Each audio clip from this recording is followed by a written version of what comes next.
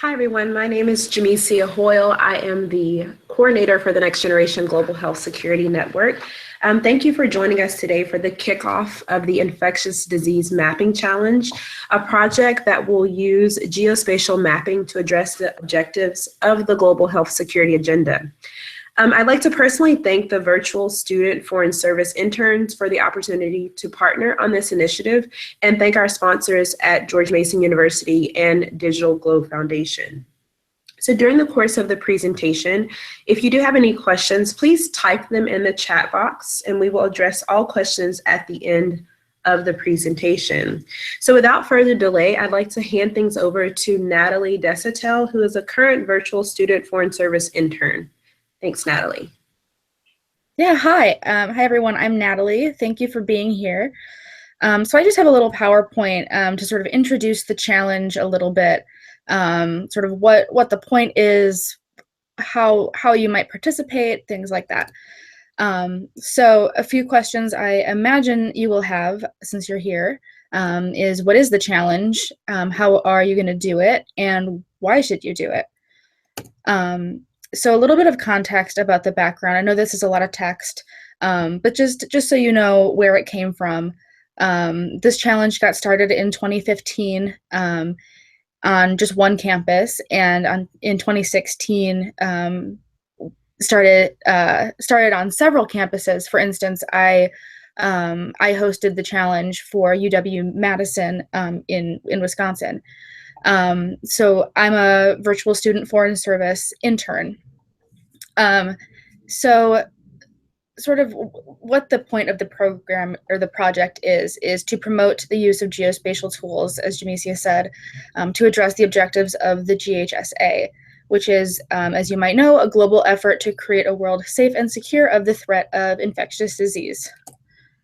So looking forward, what we are hoping that you will do, we are looking for students to generate up to 3 maps that illustrate a research question that you come up with related to any of the GHSA action packages. And we use the term students loosely. Actually, last year we had a few participants who were not students. They just happened to be interested in the project, and they had some skills to offer, and we certainly let them participate. So these maps, they can be analytic, meaning they're examining relationships between multiple domains, phenomena, data sources, or they can just be descriptive, just showing what a single data source has to say, essentially. So examples are good. Here is the winning project from 2016.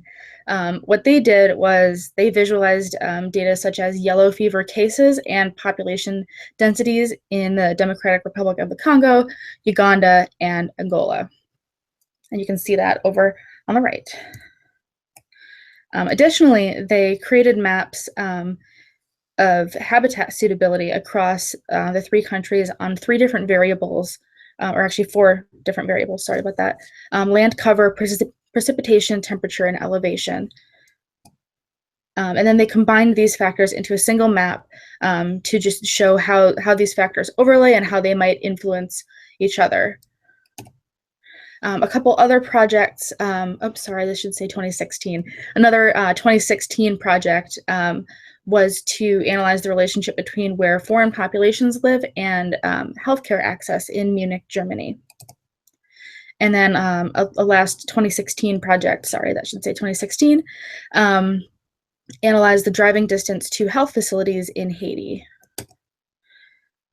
So how you will complete the challenge. You're free to work independently. You can choose your own team if you already know some people you might want to work with. Otherwise, if you would like to work on a team but you don't know how to get in touch with people of similar interests, you can contact us and we can certainly link you up with a team.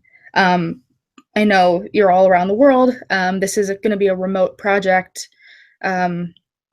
You might not even necessarily meet the people who are on your team, but that's just how the project is. It's kind of cool. So the tools that you'll be using, ArcGIS is the most popular mapping software. You may have heard of it, but it's pretty pricey. it doesn't really make sense to buy it, just for this challenge. It's ridiculous to buy a license. If you happen to have access to it through school or work, you can use that. Otherwise, QGIS is very similar, and it's free to download. Tutorials for both can be found easily online, but also I'm available if you have any questions with how to use that. It's a little bit of a learning curve for a very first time starter, but you can do it. It's cool. So a big part of this challenge also is designing a map, because what we want to do is we want to visualize all these ugly numbers, this data, and make it pretty for someone to look at and be able to draw some conclusions from. So Adobe Illustrator and Photoshop are super for making that happen, but like ArcGIS, they're pretty pricey. I believe there's a free version online, or I don't know, trial online, and there are student discounts, but ArcGIS and QGIS also offer design options, and we can talk about that more too if you want to, find different solutions for making your maps look prettier. So what is the point of all of this? Geospatial technology is super important for public health professionals to learn. There's a spatial component to just about any health phenomena you can think of, and we're able to learn more about the why, the what, when, where of disease if we layer possible determinants and perform statistical analysis. And GIS is used for large operations like the CDC and the World Health Organization, but it's also used at a small scale. So whether in your career you want to work at a local scale, or you want to work for the federal government, or you want to work internationally, these are skills that are going to transfer. What do you get out of it? You'll learn basic geospatial skills, or you'll hone existing skills if you have them. You'll come out on the other end with a concrete example to show potential employers, or to further your research if you have a question that you're already asking, and geospatial tools will help you come to some conclusions. So the winning submission might be featured at upcoming health security meetings like the 2017 GHSA Ministerial Conference. Additionally, noteworthy submissions will have the opportunity to brief policymakers on their findings. A little bit about that, last year at UW-Madison, we had a chance to brief some policymakers via Skype on that winning project on yellow fever, and that ended up being a very fruitful conversation, I think both for the policymakers and certainly for the students who made the map. It was an awesome experience. Super worth it. All right, so projects are due this year, July 16th, 2017. I certainly hope that you will join us, and please ask some questions. I might have the answers.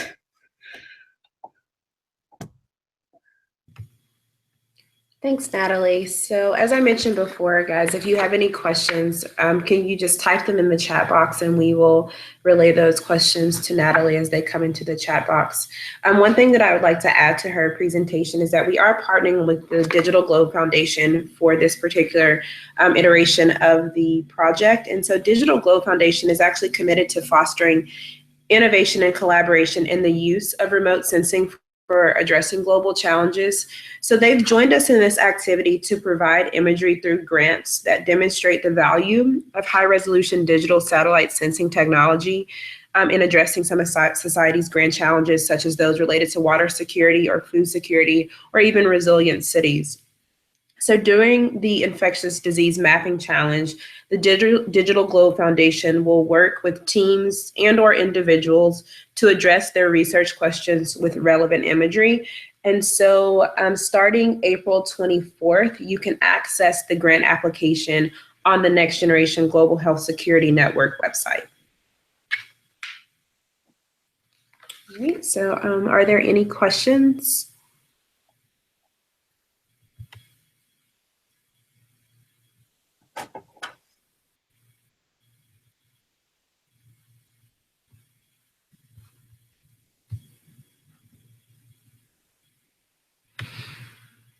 So Natalie, I do have one quick question that may be beneficial to everyone. Can you talk a little bit about maybe any limitations or roadblocks that you experienced with the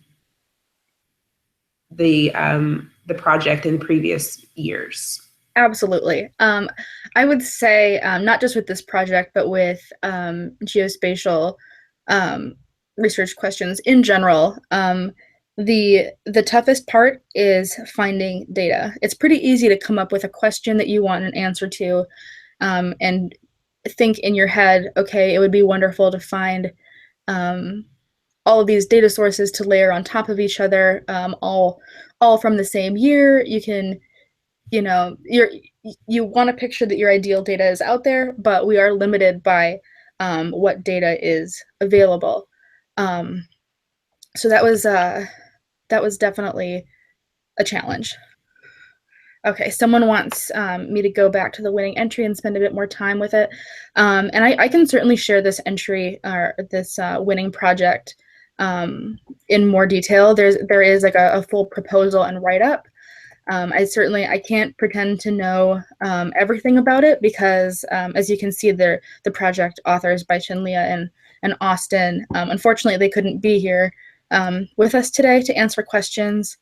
But do you have any specific questions about the project or?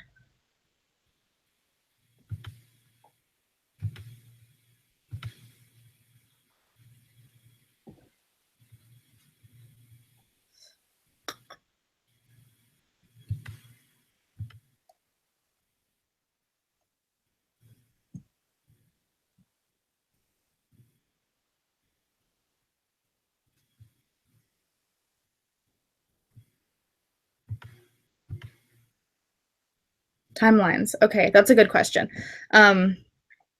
So we haven't really come up with a solid, like a good timeline for you to follow. It's kind of up to you, your own skill set, workflow.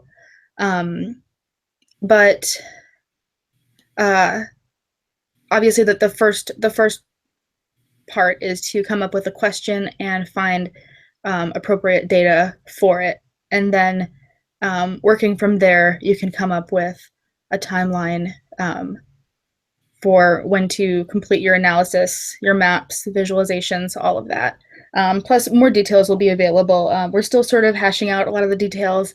Like you saw, this is only the third year that this has been offered, and it's the first time it's been offered at such a large scale.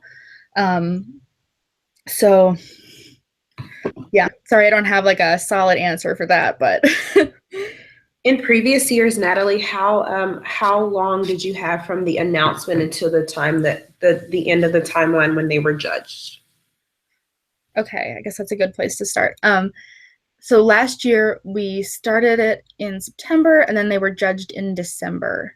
Okay, so about 3 to 4 months as well.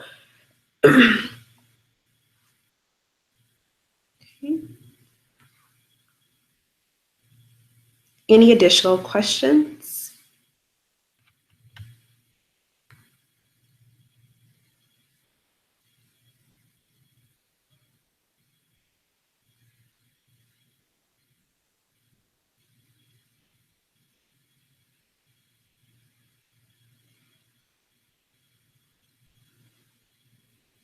Okay, so seeing no additional questions, I would ask that if you do have questions as they come along, please connect with us via email at the nextgenghsa@gmail.com. And then in addition to that, you can check the Next Generation Global Health Security Network website for updates on the call for proposals, as well as how to submit. And then the application, as I mentioned before, to partner with Digital Globe Foundation and really working with their imagery opportunities through the grants would be available on the 24th of April.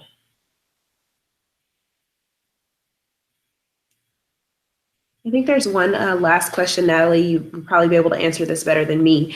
How big were your teams last year? Ooh, good question. The teams were, well, there were a few individuals. In general, the teams were about 3 people. But I don't believe there's a limit on how many people can be on a team.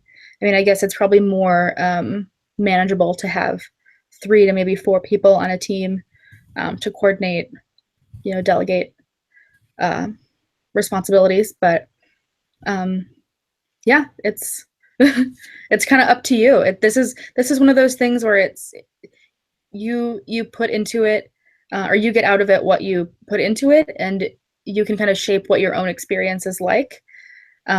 Especially since this is just the 3rd year, and we're still sort of coming up with, the best way to run a challenge like this. So suggestions are certainly welcome as well. Awesome, thank you. So thanks everyone for joining us today. Please don't hesitate to reach out if you do have additional questions, and we look forward to working with you in this iteration of the Infectious Disease Mapping Challenge. Thanks, have a good rest of your day.